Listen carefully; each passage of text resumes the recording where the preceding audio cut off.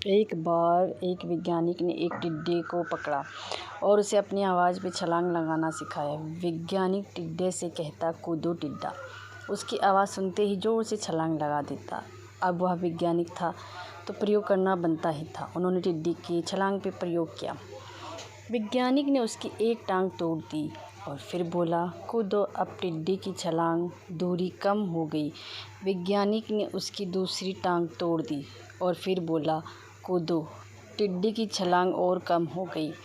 अब थोड़ी उसकी तीसरी टांग फिर छलांग की और दूरी कम हो गई।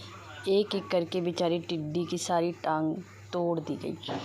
अब आखिरी टांग टूटने पे जब उससे कहा गया कूदो तो वह हिल भी नहीं पाया। अब वैज्ञानिक ने अपना निष्कर्ष अपनी डायरी में लिखा।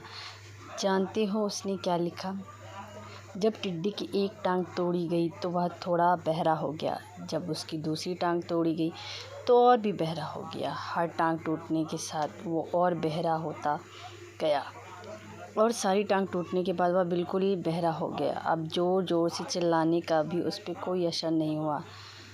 वो तो अपनी जगह से हिल तक नहीं सका। छलांग लगाना तो दूर की बात थी। इस कहानी को सुनकर सभी को ऐसा ही लग रहा है ना कि क्या मूर्ख वैज्ञानिक था, इतनी सीधी सी बात उसे समझ में नहीं आई। या कुछ लोग ये भी सोच रहे होंगे कि ये तो किसी बच्चे को भी पता है टिड्डी की छलांग उसकी टांग टूटने की वजह से कम होती जा रही थी, ना कि वो बहरा हो गया था। दोस्तों, हम सभी जीवन में कई बार ऐसे मूर्ख बन जाते हैं।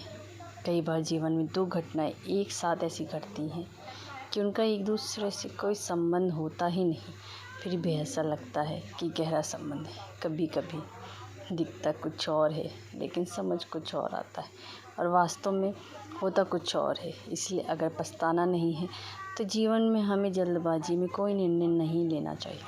हमेशा समझ बूझ का ही इस्तेमाल करें। सावधानी बरतें, नतीजा सोच समझ कर ही निकालें।